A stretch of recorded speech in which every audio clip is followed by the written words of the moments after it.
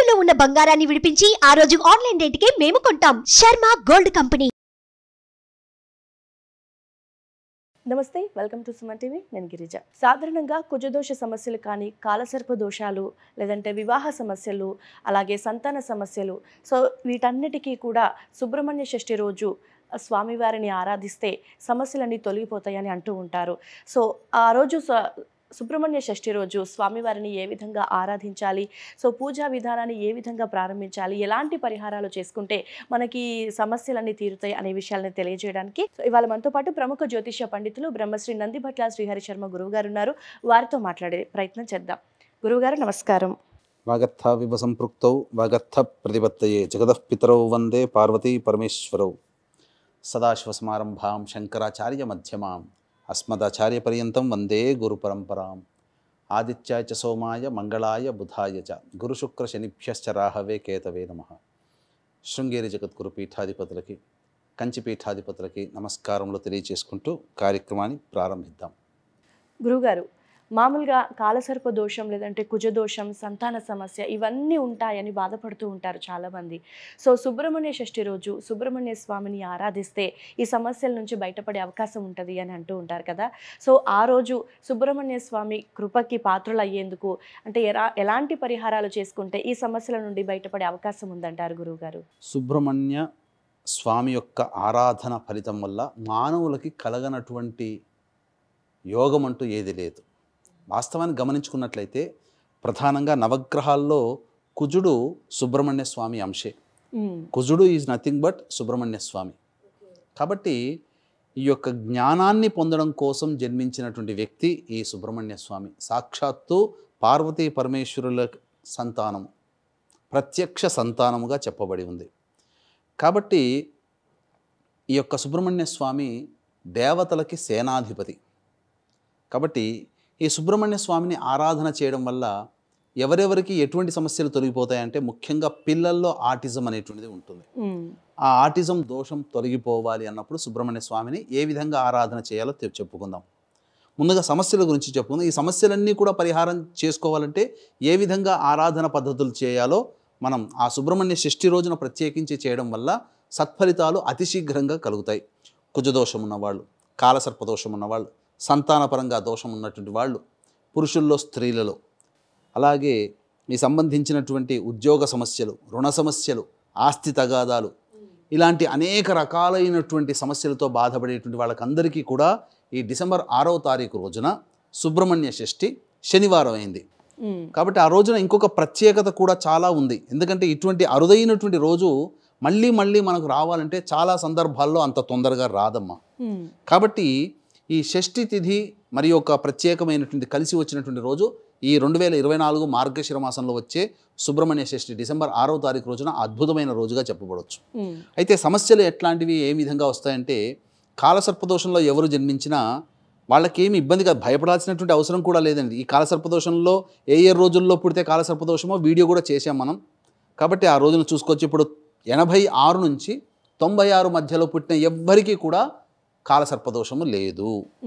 ఇప్పుడు most eligible, మ్యారేజ్కి eligible అయినటువంటి అబ్బాయిలు కానీ అమ్మాయిలు కానీ 86 నుంచి 96 మధ్యలో ఉన్నారు. కాబట్టి వాళ్ళు ఆ 86 నుంచి 96 మధ్యలో జన్మించిన ఎవ్వరికీ కూడా కాలసర్పదోషం లేదు. అయితే కాలసర్పదోషం వల్ల ఎటువంటి ఇబ్బందులు కలుగుతాయి? ప్రతిదీ ఆలస్యం అవుతుంది, విజయం ఆలస్యం, అవకాశాలు ఆలస్యం, అన్నీ నోటి దాకా వచ్చి వెనక్కి వెళ్ళిపోతుంటాయి. కాబట్టి ఇటువంటి కాలసర్పదోష నివారణకి ఆ రోజున ఏం చేసుకోవాలి? కుజదోషం ఎవరి జాతకంలోనైతే జన్మలగ్నం నుంచి, చంద్రలగ్నం నుంచి, శుక్రలగ్నం నుంచి 1, 4, 7, 8, 12 స్థానాల్లో కుజుడుంటే రెండో స్థానంలో కూడా కుజదోషం. దానివల్ల వివాహ ప్రయత్నాల్లో ఆటంకాలు, అంతే తప్ప వివాహం కాకపోవడం అంటూ ఏమీ ఉండదు. ఇక అయిన తర్వాత సంతానపరమైన దోషం ఎవరి జాతకంలోనైతే కుజుడు సంతాన స్థానంలో కానీ సంతాన స్థానం మీద ప్రభావం చూపుతాడో వాళ్ళకి ఎటువంటి సమస్యలు వస్తాయంటే పురుషుడికైతే శరీరంలోనే మృతకణాలు ఉంటాయి, డెడ్ సెల్స్ అంటారు. అందుకని డాక్టర్ల దగ్గరికి వెళ్ళినప్పుడు దానికి ట్రీట్మెంట్ తీసుకొని పొందవచ్చు. ఈ డెడ్ సెల్స్ని అందించేది కూడా కుజగ్రహ ప్రభావం వల్లనే కలుగుతాయి. జాతకంలో చెప్పేయచ్చు, జాతకం చూడగానే ఆ పురుషుడి శరీరంలో డెడ్ సెల్స్ ఉంటాయి. ఇక స్త్రీ సంబంధించినటువంటి దాంట్లో అండం ఉత్పత్తి కాకపోవడం కానీ, వంధ్యాపరమైన దోషాలు కానీ, మిస్క్యారీస్ అవుతుంటాయి. అండం అనగా గర్భధారణ జరుగుతుంది కానీ గర్భము స్థిరీకరించబడదు. తొందరగా 2-3 నెలలకే ఈ యొక్క మిస్క్యారీస్ అవుతుంటాయి. దీన్ని కాకబంధ్యా దోషము అని అంటారు.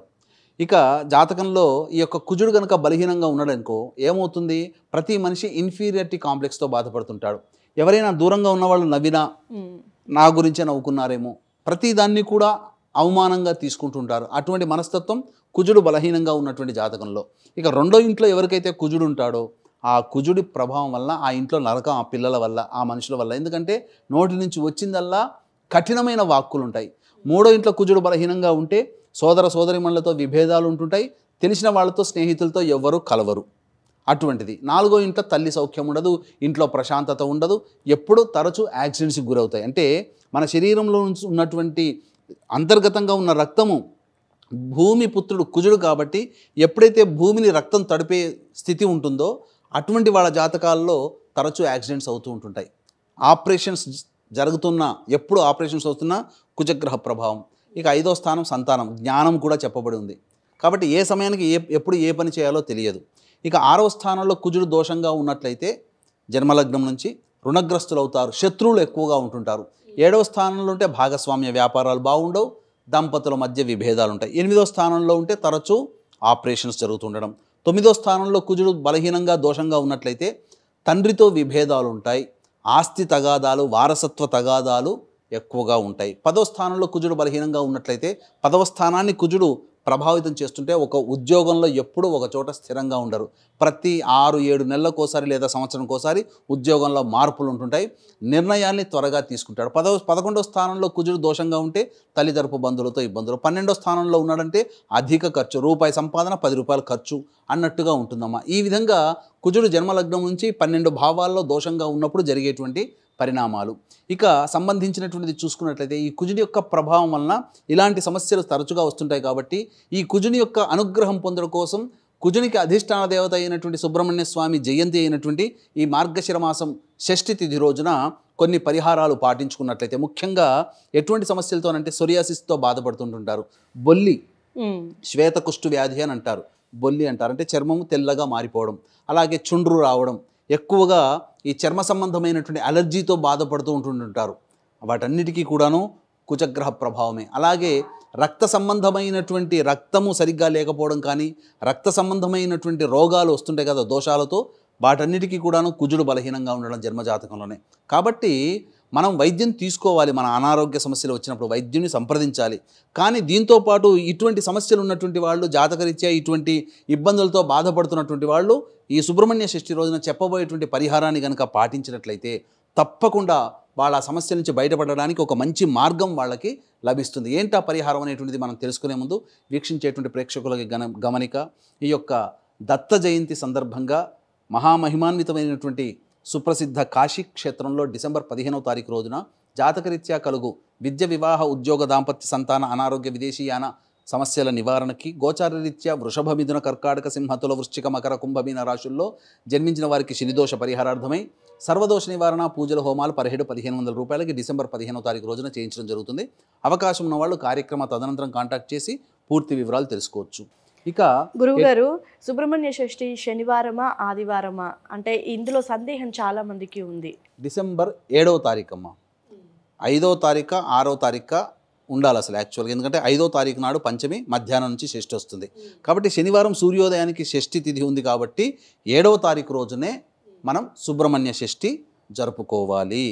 కాబట్టి ఈ యొక్క డిసెంబర్ 7వ తారీఖు రోజున ఏం చేయాలి? పొద్దున్నే బ్రహ్మముహూర్త కాలంలో లేచి కాలకృత్యాదులు తీర్చుకొని ఉదయిస్తున్నటువంటి సూర్యునికి 3 సార్లు అర్ఘ్యమిచ్చి ఇంట్లో ఆవు నేతితో కానీ నువ్వుల నూనెతో కానీ దీపారాధన చేసి శివ సహస్రనామ పారాయణం లేదా లలితా సహస్రనామ పారాయణం చేసిన తర్వాత దేవాలయానికి వెళ్ళాలి. శివ పరివారం ఉన్నటువంటి దేవాలయానికి ముందుగా నవగ్రహాల చుట్టూ శివాయ నమః అంటూ 27 ప్రదక్షిణాలు చేసి ఆ యొక్క ముందుగా గణపతికి గరికతో అర్చన జరిపించి సుబ్రహ్మణ్య స్వామికి ఆవు పాలు, ఆవు నెయ్యి, తేనె ఈ మూడిటితో అభిషేకం జరిపించాలి. చలివిడి నైవేద్యంగా పెట్టాలి. గణపతికి బెల్లం ముక్క నైవేద్యంగా లేదా చెరుకు ముక్క నైవేద్యంగా పెట్టాలి. సుబ్రహ్మణ్య స్వామికి చలివిడి నైవేద్యంగా పెట్టాలి. తర్వాత విభూతి కలిపిన నీటితో కానీ లేదా విభూతితో కానీ ఈశ్వరునికి అభిషేకము, మారేడు దళాలతో అర్చన. అమ్మవారికి పసుపు కుంకుమలు కలిపిన నీటితో అభిషేకం కానీ పసుపు కుంకుమలతో అర్చన కానీ జరిపించుకోవాలి. తదనంతరం ఆ యొక్క ధ్వజస్తంభం దగ్గరికి వచ్చిన తర్వాత ఆ ధ్వజస్తంభం చుట్టూ, దేవాలయం చుట్టూ కూడా బలి పెట్టేటువంటి ప్రదేశాలు ఉంటాయి. ముఖ్యంగా ధ్వజస్తంభం దగ్గర, 4 దిక్కుల్లో కొన్ని దిక్కుల్లో బలి పెట్టేటువంటి ప్రదేశాలు ఉంటాయి. కాబట్టి అప్పుడు ఏం చేయాలనంటే గళ్ళ ఉప్పు, తోక మిరియాలు మరియు ఈ యొక్క మిశ్రి అంటారు లేదా పటిక బెల్లం అంటారు, వీటిని కచాపిచ్చిగా దంచి 1 టీ స్పూను ఆ బలి ప్రదేశం పెట్టేటువంటి ఆ బలి సమర్పణ చేసే ప్రదేశంలో 1 టీ స్పూను, దేవాలయంలో చుట్టుపక్కల మిగతా ఇతర భాగాల్లో బలి పెట్టేటువంటి ప్రదేశంలో పెట్టేసేసి ఇంటికి వచ్చేసేసాలి. ఈ విధంగా చేసి 8 మంగళవారాలు గనక ఈ సుబ్రహ్మణ్య షష్ఠి రోజున ప్రారంభించి 8 మంగళవారాలు ఎవరైతే ఈ యొక్క సంబంధించినటువంటి విధానాన్ని ఆచరిస్తారో వాళ్ళకి సంపూర్ణమైనటువంటి సుబ్రహ్మణ్య స్వామి యొక్క అనుగ్రహం కలిగి వాళ్ళు ఎదుర్కొనేటువంటి, ఇప్పుడు ముందలుగా మన కార్యక్రమం ప్రథమంలో ఎటువంటి సమస్యలు అంటూ చెప్పుకుంటూ వచ్చామో ఆ సమస్యలన్నిటికీ పరిష్కార మార్గం దొరుకుతుంది అని చెప్పడంలో ఏమాత్రం సందేహం లేదు. అవకాశం ఉంటే దత్త జయంతి డిసెంబర్ 15వ తారీఖు రోజున కాశీక్షేత్రంలో మా ఆధ్వర్యంలో జరిగే సర్వదోష నివారణ పూజల హోమాల్లో మీ గోత్రనామాదులు కూడా నమోదు చేసుకోవచ్చు. గురుగారు, అంటే షష్ఠి రోజు ఎలాంటి పూజా విధానాన్ని పాటిస్తామో అదే విధంగా మిగతా మంగళవారాలు కూడా చేయాలి అంటే 8 మంగళవారాలు 8 మంగళవారాలు. ఓకే, చాలా చక్కటి పరిహారం గురువుగారు. ఇది చాలా మందికి ఇలాంటి సమస్యలతో బాధపడే వాళ్ళు ఉన్నారు. అయితే వివాహం కానివ్వండి, సంతానం కానివ్వండి, కాలసర్ప దోషం ముఖ్యంగా. సో ఇలాంటి వాళ్ళందరికీ కూడా సుబ్రహ్మణ్య షష్ఠి రోజు ఆ పూజా విధానాన్ని, చేయాల్సిన పరిహారాన్ని చాలా చక్కగా తెలియజేశారు గురువారు. ధన్యవాదాలు. సర్వం శ్రీ ఉమామహేశ్వర పరబ్రహ్మార్పణమస్తు.